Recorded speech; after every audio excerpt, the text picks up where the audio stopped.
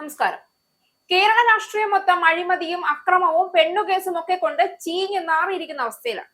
തിരഞ്ഞെടുപ്പ് അടുക്കുമ്പോൾ ഒരൊറ്റ രാഷ്ട്രീയ പാർട്ടിയെ പോലും ചെയ്തു കൂട്ടിയ നെറുകേടുകൾ ഓർത്താൽ ജയിപ്പിക്കാൻ ഒരു വോട്ട് പോലും കൊടുക്കാൻ തോന്നാത്ത തരത്തിലാണ് കാര്യങ്ങൾ പോകുന്നത്. മാങ്കൂട്ടത്തിലിന്റെ പെണ്ണുകേസിൽ മറഞ്ഞു പോകുന്നതല്ല അയ്യപ്പന്റെ സ്വർണം കട്ട കേസ്. ഹൈക്കോടതിയുടെ കർശന നിർദ്ദേശങ്ങളും പിന്നാലെ മുൻ ദേവസ്വം സെക്രട്ടറി എസ് ജയശ്രീയെ ചോദ്യം ചെയ്യാനുള്ള തയ്യാറെടുപ്പും ഒക്കെ കൂടി കണക്കാക്കുമ്പോൾ ഇനി അടുത്ത വേട്ട കടകംപള്ളിയെ പിടിക്കാനാണ്. കടകംപള്ളിയിൽ പിടിമുറുക്കിയാൽ കേരള മന്ത്രിസഭ കുലുങ്ങുമെന്ന കാര്യം ഉറപ്പാണ്. കാരണം കടകംപള്ളിയുടെ വേരുകളെ തള്ളിപ്പറയാൻ മുഖ്യന് എത്ര ചങ്കുണ്ടെങ്കിലും കഴിയില്ല എന്നതാണ് വാസ്തവം. ശബരിമല സ്വർണ്ണക്കൊള്ളയിൽ വൻതോക്കുകളുടെ പങ്കും അന്വേഷിക്കണമെന്ന് ഹൈക്കോടതി നിർദ്ദേശിച്ചിരിക്കുകയാണ്. കേസിലെ ഒന്നാം പ്രതിയായ ഉണ്ണികൃഷ്ണൻ പോറ്റിയെ നിയന്ത്രിച്ച ഉന്നതരിലേക്ക് അന്വേഷണം നീളണമെന്നും ജസ്റ്റിസ് എ ബദറുദ്ദീൻ ഉത്തരവിട്ടു കഴിഞ്ഞു.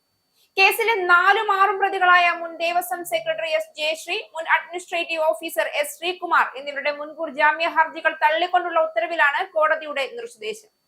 ശബരിമല സ്വർണ്ണക്കൊള്ളയിൽ പ്രത്യേക സംഘത്തിന്റെ അന്വേഷണം ശരിയായ ദിശയിൽ തന്നെയാണ്. എന്നാൽ കൊള്ളയ്ക്കു പിന്നിലെ വൻ ഗൂഢാലോചനയും SIT അന്വേഷിക്കണം. ഉണ്ണികൃഷ്ണൻ പോറ്റിക്ക് ശബരിമലയിൽ വലിയ സ്വാധീനമുണ്ടായിരുന്നു. അനിയന്ത്രിതമായ സ്വാതന്ത്ര്യം അനുഭവിച്ചു. ഇതൊന്നും ക്ഷേത്രത്തിന്റെ ഭരണ നിർവഹണം നടത്തുന്ന ചില ഉന്നതരുടെ പങ്കില്ലാതെ നടക്കില്ല എന്ന് കോടതി ചൂണ്ടിക്കാട്ടി. പ്രതികളും ശബരിമലയുടെ ഭരണ നിർവഹണവുമായി ബന്ധപ്പെട്ട ഉന്നത പദവിയിൽ ഇരിക്കുന്നവരും ചേർന്നുള്ള ഗൂഢാലോചന നടന്നെന്ന് പ്രോസിക്യൂഷൻ രേഖകളിൽ നിന്ന് വ്യക്തമാണ്. ഉണ്ണികൃഷ്ണൻ പോറ്റി ശബരിമല ക്ഷേത്രത്തിന്റെ പൂജാരിയോ സഹപൂജാരിയോ ഒന്നുമായിരുന്നില്ല. എന്നാൽ ഔദ്യോഗികമായ ഒരു സ്ഥാനവും ഇല്ലാതെ ഉന്നത അധികൃതരുടെ അനുഗ്രഹാശിസോടെ സന്നിധാനത്തെ കാര്യങ്ങളിൽ ഇടപെടുന്നത് തുടരുകയായിരുന്നു. ആരോപണങ്ങൾ വളരെ ഗൗരവമുള്ളതാണ്. പവിത്രമായ ശബരിമല സന്നിധാനത്ത് ഇങ്ങനെ ഒരു ക്രമക്കേട് നടന്നു എന്നത് ഞെട്ടിപ്പിക്കുന്നതാണ് എന്നും കോടതി തുറന്നടിച്ചു. സ്വർണം പൊതിഞ്ഞവയെ ചെമ്പ് പാളികളെന്ന് വിശേഷിപ്പിച്ച് ദ്വാരപാലക ശില്പങ്ങൾ ഉണ്ണികൃഷ്ണൻ പോറ്റിക്ക് കൈമാറാൻ 2019 ജൂലൈ 3 തീരുമാനിച്ചതിൽ ദേവസ്വം ബോർഡ് അംഗങ്ങൾക്കും പങ്കുണ്ട്. ബോർഡ് തീരുമാനത്തിലും ബന്ധപ്പെട്ട മഹസറിലും പാളികൾ ചെമ്പ് പൂശിയതെന്ന് രേഖപ്പെടുത്തിയാൽ സ്വർണം കവർച്ച ചെയ്യാമെന്നും വിറ്റ് പണമുണ്ടാക്കാമെന്നും പ്രതികൾക്ക് വ്യക്തമായി അറിയാമായിരുന്നുവെന്നും കോടതി നിരീക്ഷിച്ചു. സ്വർണ്ണപ്പാളികളെ സ്വർണം പൂശേണ്ട ആവശ്യമില്ല. അത് അറിഞ്ഞുകൊണ്ട് തന്നെയാണ് ഹർജിക്കാരും ദ്വാരപാലക ശില്പങ്ങൾ കൈമാറാൻ അനുമതി നൽകിയത്. കുറ്റകൃത്യത്തിൽ പങ്കില്ലായിരുന്നെങ്കിൽ ഇത് കൈമാറാൻ അനുവദിക്കുമായിരുന്നില്ല എന്ന കാര്യം വ്യക്തമാണ്. ചെമ്പുപാളികളെന്ന് വിശേഷിപ്പിച്ചത് തെറ്റാണെന്ന് വ്യക്തമാക്കി ബോർഡിന് ജയശ്രീ കത്ത് നൽകേണ്ടിയിരുന്നു. അതിനു പകരം അവ കൈമാറാൻ ഉത്തരവിടുകയാണ് ജയശ്രീ ചെയ്തതെന്നും കോടതി നിരീക്ഷിച്ചു. ശബരിമല സ്വർണ്ണക്കൊള്ളയിൽ പ്രഥമ ദൃഷ്ട്യാ ഹർജിക്കാർ ഇരുവരുടെയും പങ്ക് വ്യക്തമാണെന്ന് കോടതി അഭിപ്രായപ്പെട്ടു. അതിനാൽ കസ്റ്റഡിയിൽ ചോദ്യം ചെയ്യേണ്ടതുണ്ട്. ഇരുവരും അന്വേഷണ ഉദ്യോഗസ്ഥർക്ക് മുന്നിൽ കീഴടങ്ങണം. ആരോഗ്യ പ്രശ്നം ചൂണ്ടിക്കാട്ടിയിട്ടുള്ളതിനാൽ ആവശ്യമെങ്കിൽ ചികിത്സ ഉറപ്പാക്കാനും കോടതി നിർദ്ദേശിച്ചു. ശബരിമല സ്വർണ്ണക്കൊള്ള കേസിൽ ഇനി ചോദ്യം ചെയ്യാൻ പോകുന്നതും കുടുങ്ങാൻ പോകുന്നതും അങ്ങനെയെങ്കിൽ മുൻ ദേവസ്വം സെക്രട്ടറി എസ് ജയശ്രീയാണ്.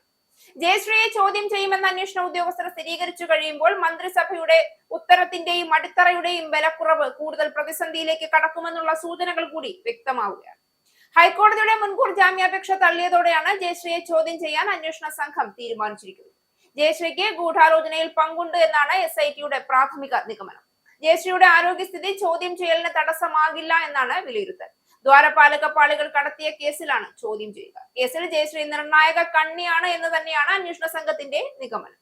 ക്ഷേത്രവക വസ്തുക്കളുടെ കസ്റ്റോഡിയൻ അഡ്മിനിസ്ട്രേറ്റീവ് ഓഫീസറാണ്. Devaswom secretary chief അഡ്മിനിസ്ട്രേറ്ററാണ്.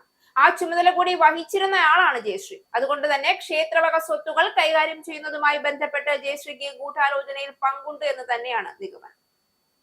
35 വർഷത്തെ സർവീസ് ഉള്ളയാളാണ് ജയശ്രീ. ഗൂഢാലോചനയിൽ പങ്കുള്ളത് കൊണ്ടാണ് സ്വർണത്തെ ചെമ്പെന്ന് രേഖപ്പെടുത്തിയിട്ട് പോലും അത് തിരുത്താൻ ജയശ്രീ തയ്യാറായില്ല എന്നാണ് അന്വേഷണ സംഘം ചൂണ്ടിക്കാണിക്കുന്നത്. കട്ടവനെ കിട്ടിയില്ലെങ്കിൽ കിട്ടിയവനെ പിടിക്കാൻ പിണറായിയുടെ കാക്കിയിട്ട ഏമാന്മാർക്ക് നിർദ്ദേശം കൊടുക്കാൻ ആഭ്യന്തരം കൈയാളുന്നവർക്ക് എളുപ്പമാണ്. പക്ഷേ കള്ളൻ കപ്പലിൽ തന്നെയാണെങ്കിൽ കട്ടവനെ തന്നെ കിട്ടിയാലേ കേരളത്തിലെ വിശ്വാസി സമൂഹത്തിന് തൃപ്തി വരൂ എന്നും അതുവരെ ഒരു കേസിന്റെയും മറപറ്റി അയ്യപ്പന്റെ സ്വർണ്ണക്കൊള്ള മാഞ്ഞു പോകില്ല എന്നും സഖാക്കൾ മനസ്സിലാക്കിയാൽ നന്ദി.